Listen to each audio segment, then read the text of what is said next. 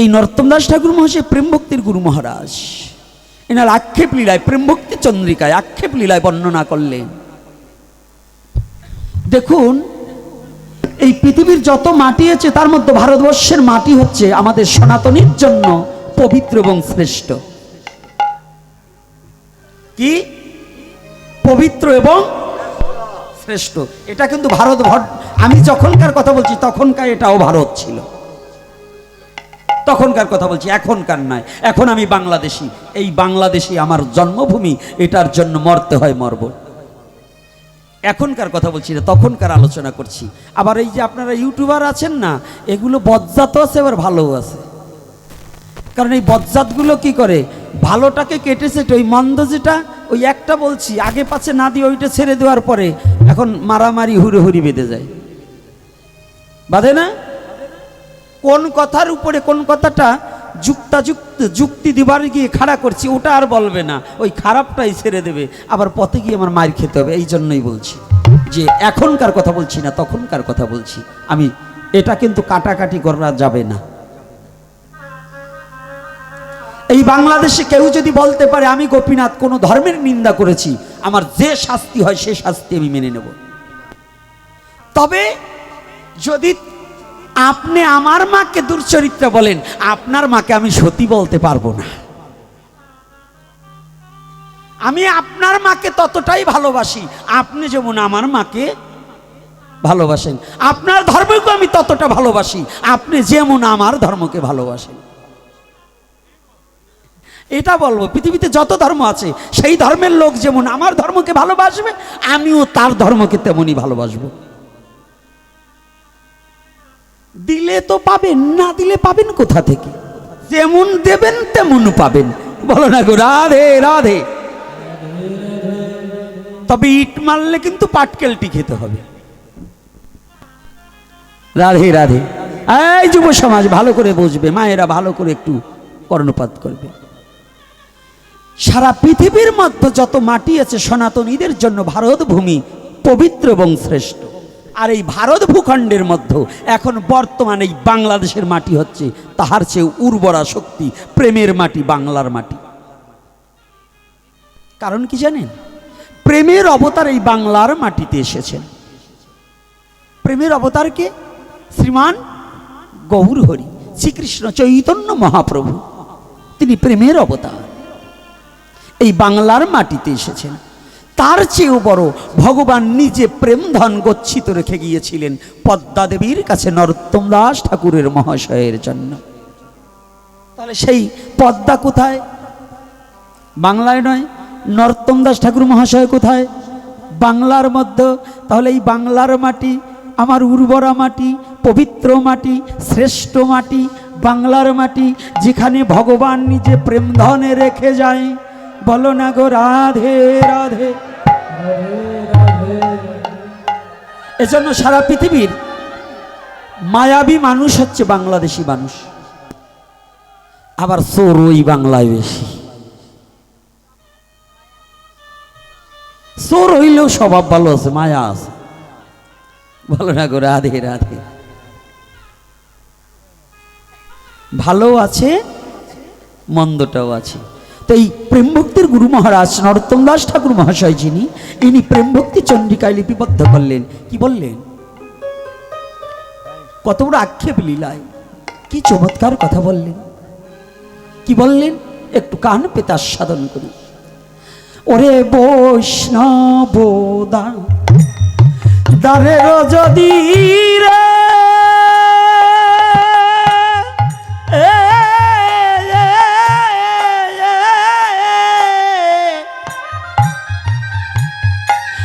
ওরে আমি হইতাম কুকুর, ওরে পোষা দিয়ে তোরা ইতো এই বৈষ্ণব ঠাকুর রে, এই বৈষ্ণব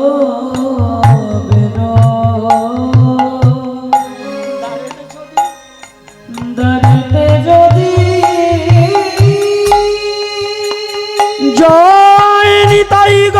হরি বল হরি বল।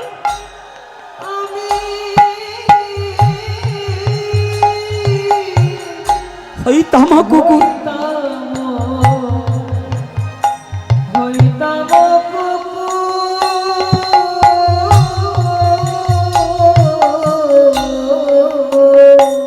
ওরে আমায় প্রসাদ দিয়ে তরাইত,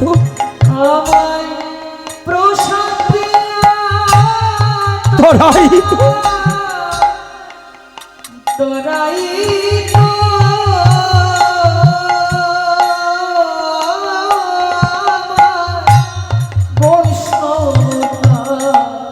ঠাকুর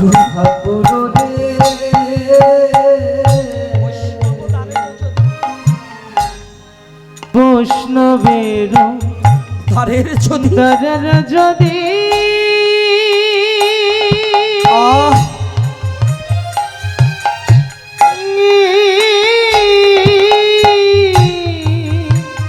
আমি হইতাম কুকুর, আমি হইতাম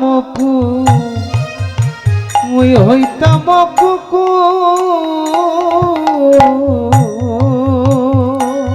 ওরে প্রসাদ দিয়ে তরাইত, প্রসাদ দিয়া তারা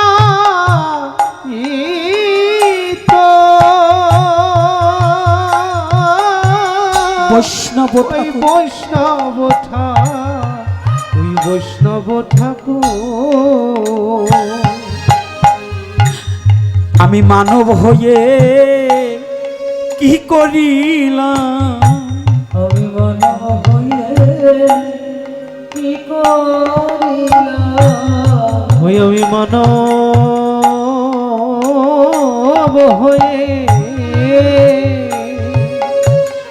কি করিলাম।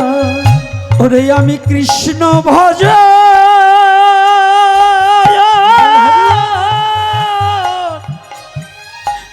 জীবনে না না করিলাম, আমি মানব হয়ে কি করিলাম, আমি কৃষ্ণ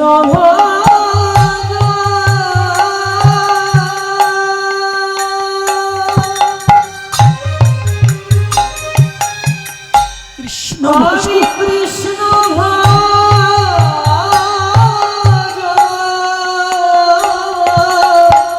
আমি না করিলাম, আমি মানব কি করিলাম, ওই আমি কৃষ্ণ ভজ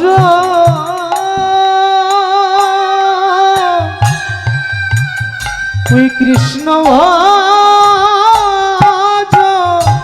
না করিলাম,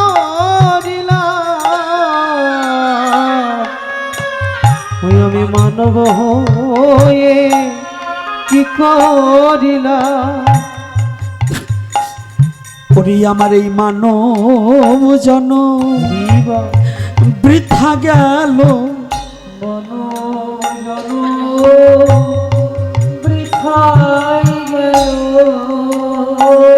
ওরে জীবনে সাধু সঙ্গ না হইল, আমার এই মানব জন বৃথা গেল, জীবনে সাধু সঙ্গ আমার বৃথা হইল, আমার মানব জন বৃথা গেল, আমার সাধু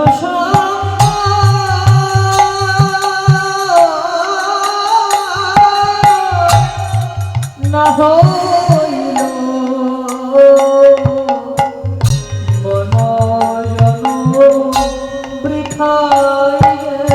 ওরে আমার এই ভক্তের সঙ্গ না হইল, আমার মানব জন বৃথা গেল, এই ভক্তের সঙ্গ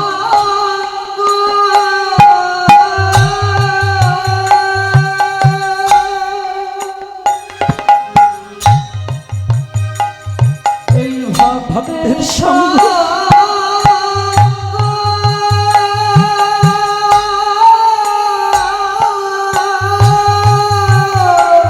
হইল এই ভক্তের সঙ্গ না হইল আমার না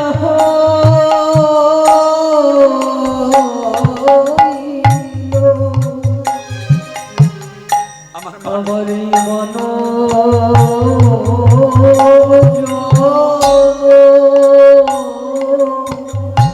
বৃথায় গেল বৃথা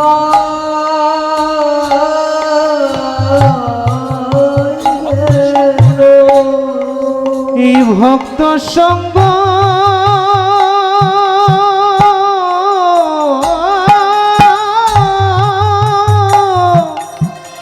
ওরে না হইল আমার না হইল আমার মানব জন জন আমার বৃথা গেল এই মনুষ্য জন্মে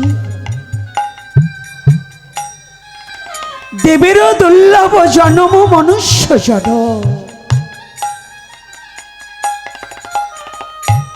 দেবতা পর্যন্ত বাসনা করলেন প্রভু করুণা করে একবার মনুষ্য কুলে আমার জন্ম দাও আমি দেব জন্ম চাই না আমার দেবত্ব হরণ করে নিয়ে আমাকে মনুষ্য কুলে জন্ম দাও আমি যেন হা কৃষ্ণ বলে কাঁদিতে পারি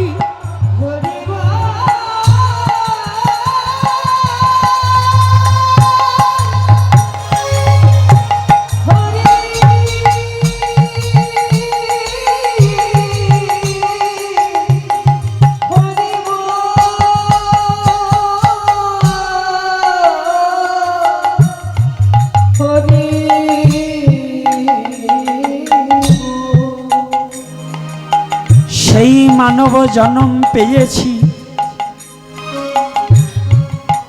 মনুষ্য জন্ম প্রাপ্তি হয়েছি ঈশ্বরের অপারে করুণায়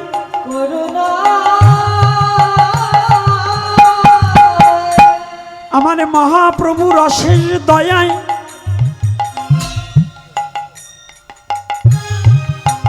আর সেই মনুষ্য কুলে জন্মগ্রহণ করে আজ আমি কি করেছি আমি গোবিন্দ ভুলে বসে আছি ওই গোবিন্দ ভুলে বসে আছি ওরে আমি গোবিন্দ ভুলে বসে আছি আমি হরিকে ভুলে বসে আছি আমি হরিকে ভুলে বসে আছি তুমি হরিকে ভুলে বসে আছি আমি মায়া রসে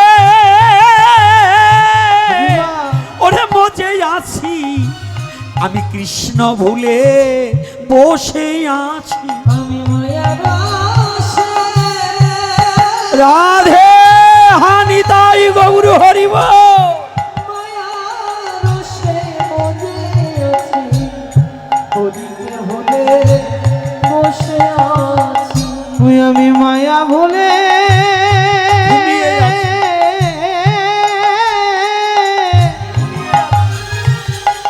ঘুমিয়ে আছি আমি গোবিন্দ ভুলে ভুলে আছি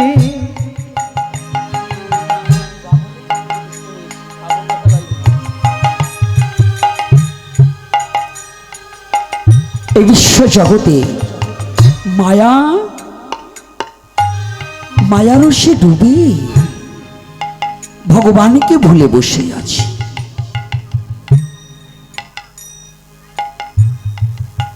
এই জীবনে ভগবানকে ভুলে বসে আছি সুদুর্লভ পৃথিবীর দেবতার ঊর্ধ্বে এই মনুষ্য জন্ম বলুন তো কেন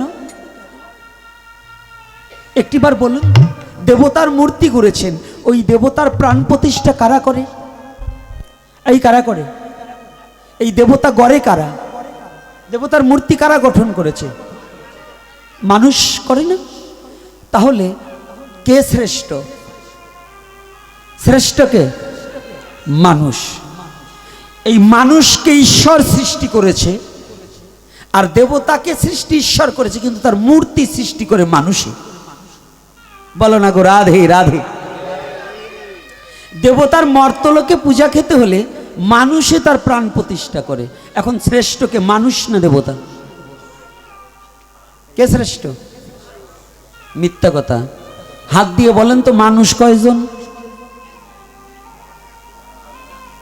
হাত দিয়ে বলুন মানুষ কয়জন?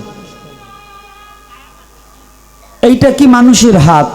এটা কি মানুষের চোখ? এটা কি মানুষের নাক? এটা কি মানুষের কান? এটা কি মানুষের মুখ? মানুষ কো? কাঁঠালের যেমন সবকিছু মিলে কাঁঠাল হয়, হাত পা থাকলেই তাকে মানুষ বলা চলে না যদি মনুষ্য না উদয় হয়। সনাতন ধর্মের কথা হইল মানুষের আত্মচৈতন্যর কথা। সনাতন ধর্মে এমন কোনো কথা লেখা নেই যেটা মানুষের কল্যাণে আসবে না। বেদ হইতে স্মৃতি শ্রুতি হইতে এই পর্যন্ত আর্য মহর্ষিরা যতগুলো গ্রন্থ লিখেছে, প্রত্যেকটা কথা সনাতন ধর্মের পৃথিবীর সমস্ত মানব জাতির যাতে কল্যাণ বয়ে আনে, এছাড়া অকল্যাণ বয়ে আনুক এমন কোনো কথা সনাতন ধর্মে লেখা নাই। সনাতন ধর্মে যত কথা লেখা আছে প্রত্যেকটা কথা প্রত্যেকটা মানুষের কল্যাণ বয়ে আনবে। এজন্য সনাতন ধর্মের শাস্ত্র হচ্ছে মনুষ্য চলার সংবিধান। মানুষ চলার সংবিধান কোনটা? সনাতন ধর্মের শাস্ত্র। শাস্ত্রে কি আর মিথ্যা শিখায়? সকল শান্তির মূল শয়তান যাদের চাপলো ঘাড়ে, গাইল তারা ভুল। শাস্ত্রে সঠিক কথা বলছে, কিন্তু যেগুলোর ঘাড়ে শয়তান চাপছে ওইগুলো বলে সনাতন ধর্মের শাস্ত্র মিথ্যে কথা বলছে, এইটা ঠিক না, এইটা বানর কথা, এইটা বানর ধর্ম। যে কয়টার ঘাড়ে শয়তান চাপছে সেই কয়টা বলবে। তাহলে শয়তানরে জন্মায় কিসে? ছাগলের পেটে তো ছাগলই হয়, তো শয়তানরেও জন্ম দেয় শয়তানে। যেগুলো শয়তানের বংশধর, শয়তানই জন্মাইছে, ওগুলো আমার শাস্ত্রকে নিন্দা করবেই করবে। বলো না গো রাধে রাধে। এই এক ডোজ দিলাম, হজম করতে পারলে হয়। রাধে রাধে। এইবার আপনি আমি তো মানুষ, দুর্গা পূজা করছেন, কালী পূজা করছেন, লক্ষ্মী পূজা করছেন। আচ্ছা, আচরণটা কি মানুষের মতো হচ্ছে? একেবারে সত্য কথা বলবেন, হ্যাঁ বলুন।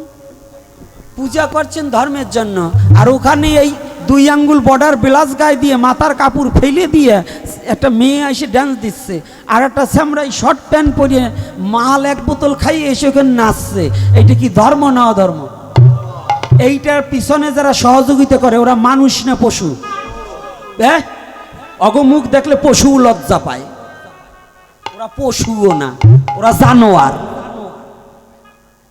যেগুলো সনাতন ধর্মের দেবতা পূজায় মদ খেয়ে ড্যান্স করে, মদ খেয়ে সনাতন ধর্মটাকে উল্লুঝুল্লু করে, এই নারী হোক পুরুষ হোক, ওরা এটাও মানুষের কথা নয়, পশুর খাতায় নয়, ওগুলো সব কটা জানোয়ার। জানোয়ারের কোনো ধর্ম থাকতে পারে না। এই যে আমার কথাটাই একমত কারা? একটু হাত তুলুন তো। জয় শ্রী রাধে। আর কোন পূজায় তো মত তাইলে হবে না, না? এই পাশের কটে হাত তোলে নাই, তোমরা কি ওই বোতলের দলে নাকি? আমি কিন্তু দেখছি কায়দা আছে, কায়দা আছে না? আজকে সিপা করলে ফেইলে তারপরে পিটাবো। আজকে কলে না ফেলাইলে তো কায়দা করা যাবে না।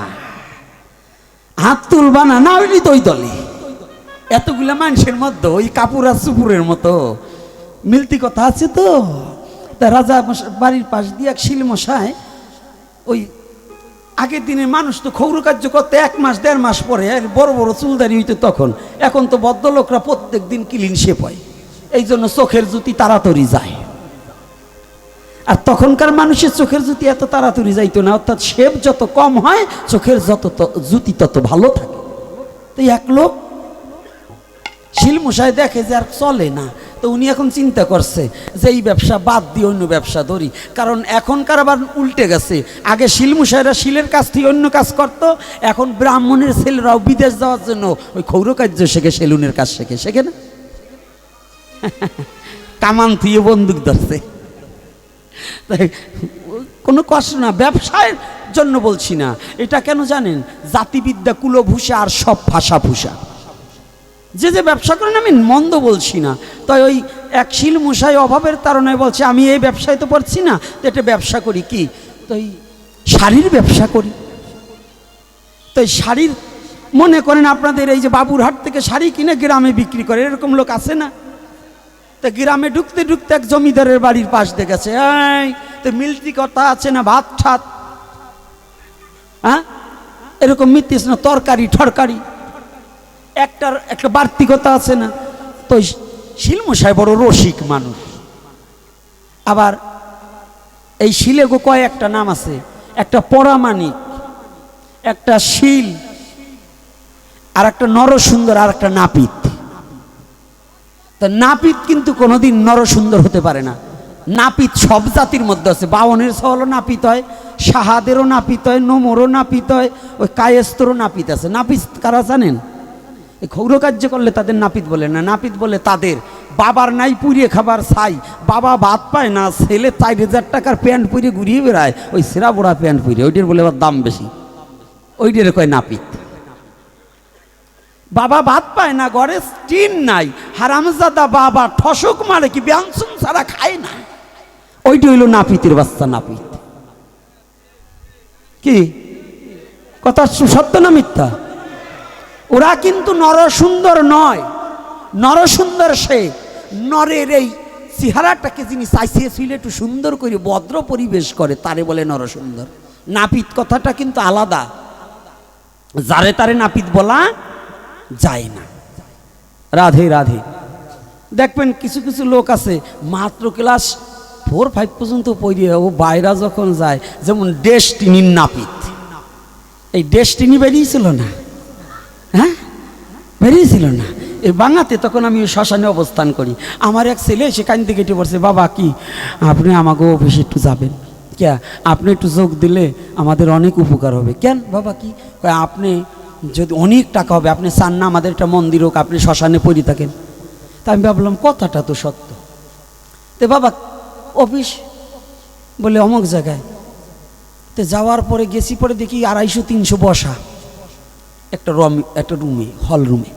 তো বসার পরে আমি যাওয়ার পরে এখন আমি চিনতে পারতেছি না যে এত ভদ্রলোক কোথার থেকে এত শিক্ষিত লোক আসলো। কারণ আমি জানি আগে অন্তত আইএ পাশের নিচে গলায় টাই বাঁধে না, নাকি? হ্যাঁ, আইএ পাশের নিচে টাই বাঁধা যায়?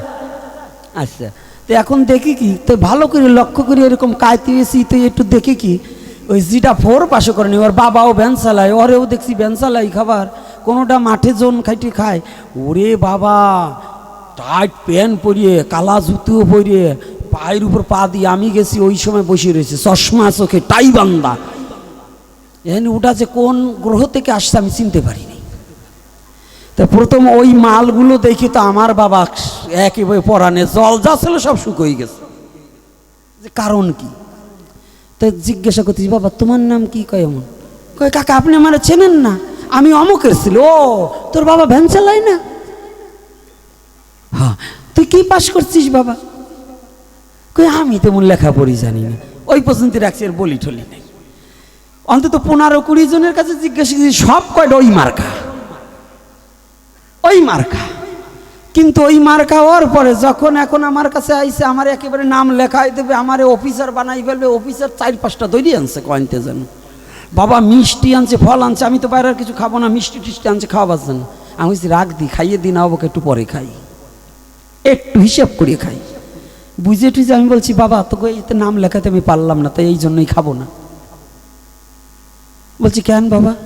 আমি বলছি নাম লেখাবো, তুই বলতো যে জায়গা কিরাসিনের দর আর ঘিয়ের দর এক জায়গা হয়, সেই জায়গা কি কোনো জ্ঞানী মানুষ থাকতে পারে? যে রাজ্যে কিরাসিনের দর আর ঘিয়ের দর এক হয়, ওই রাজ্যে কি কোনো সাধক এবং কোনো জ্ঞানী থাকতে পারে? অর্থাৎ মূর্খ আর জ্ঞানীর বাজার যদি একটাই হয়, মানে এক দামে যদি বেচা কেনা হয়, তাই হয়। ওর বাবা ইয়ে করে, ও ভাত পায় না, ও খায় গাঁজা, ও সিগারেট খোর, ও গাঁজা খাইয়ে বেড়ায়, আমি নিজে দেখছি। তো ও যদি আজকে টাই পইরে আমার সামনে ওইভাবে পায়ের উপর পা দিয়ে বসতে পারে, তোরা আমার সামনে যদি ও ওর বাবারে খাবার দেয় না, ওর ছেলে যদি টাই পরিয়ে ঘোরে, তাই বল দিয়ে ওটি নাপিতের বাচ্চা নাপিত কিনা, তাই ওই ডিয়ের সঙ্গে যদি আমারে এক জায়গা করিস তাহলে তুই বলতো আমি কি থাকি বাবা? বলুন আপনারা থাকতে পারবেন? হ্যাঁ, যেখানে কেরাসিনের দরে ঘি বিক্রি হয় ওইখানে কোনো জ্ঞানী লোক আছে? দেখুন এই কথাটা বলার 2 মাসও যায় নাই, ডেস্টিনি উদাও আমার সেই ছেলেটা অন্তত 17-18 লক্ষ টাকার বাড়ি খাইছে। খাইছে না? তো এই জন্য ওই নাচতে ডকলে ওই ডেস্টিনির লোকের কিছু ছিল। এই জন্য বলছি, আমি একেবারে দর্শন দিয়ে বুঝাচ্ছি।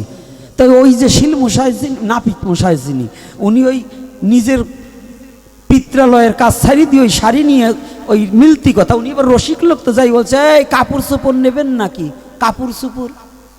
তা জমিদারের বউ তো আর বাইরা বেশি যায় না, দেখবেন ভালো ভদ্রলোকের বউরা বাজার ঘাটে বেশি যায় না। ভদ্রলোক খালি টাকা পয়সা থাকলে ভদ্রলোক হয় না, শিক্ষিত হলে ভদ্রলোক হয় না। ভদ্রলোক তিনি যার দ্বারা সমাজের মঙ্গল হয়, যার দ্বারা সমাজের কোনো ক্ষতি হয় না, যার দ্বারা জাতির ক্ষতি হয় না, যার ঘুষ করো না, সুদ করো না, পরের জায়গা জমি মেরে খায়নি, তার টাকা কম থাকলেও ভগবানের কাছে যিনি সম্মানী তিনিই হচ্ছে ভদ্রলোক। হরিবল হরিবল। টাকা পয়সা আছে, মানুষ মনে মনে বকাবকি করে, তো ওর কি ভদ্রলোক নাকি? এই যে মায়ের আবার রাগ হবেন না, কিছু কিছু আছে স্বামীর 2টো আলা পয়সা আছে, সুদের টাকা আছে, সুদের কারবারি, ওরে বাবা ডাটের শাড়ি পরে রাত নাই দিন নাই বেলা নাই দুপুর নাই ঘুরি বেড়ায়, খালি ওই যে মাথার কাপড় ফেলে শাকসুন্নির মতো ঘুরি বেড়ায় রাস্তা ঘাট দিয়ে। আছে না এরকম? আছে না মা? ওগুনে কথা বলে না কে? তোমরাও কি ঘুরিয়ে বেড়াও নাকি? তো না করলে কথা বলো না কেন? নাইলে তো বুঝি তোমরা ওই দলের লোক। তাই ওই জমিদারের স্ত্রীটা আবার ভদ্রলোকের স্ত্রী, মানে বাইরা ঘাটে কম যায় না। তো যখন বলছে কাপড় চোপড় কিনবে নাকি, তো এইবার বলছে জমিদারে যে বলছে আমি হয়েছে শোনো কাপড় তো কতই পড়ছি, আমার চুপুর এনে দাও। এনে এটি তো মিলতি কথা। এখন যাই বলছে এই দোকানদারের দিকে আসো, কি তোমাদের এই আমাদের যে জমিদার মহাশয় তার স্ত্রী এই সোপর না হলে ভাত খাবে না, বায়না ধরছে তাড়াতাড়ি সোপর দাও। এনে সোপর পাওয়া যায় না। এখন বলছে সোপর না দিয়ে যাইতে পারবা না, নয় কিন্তু কপালে আছে।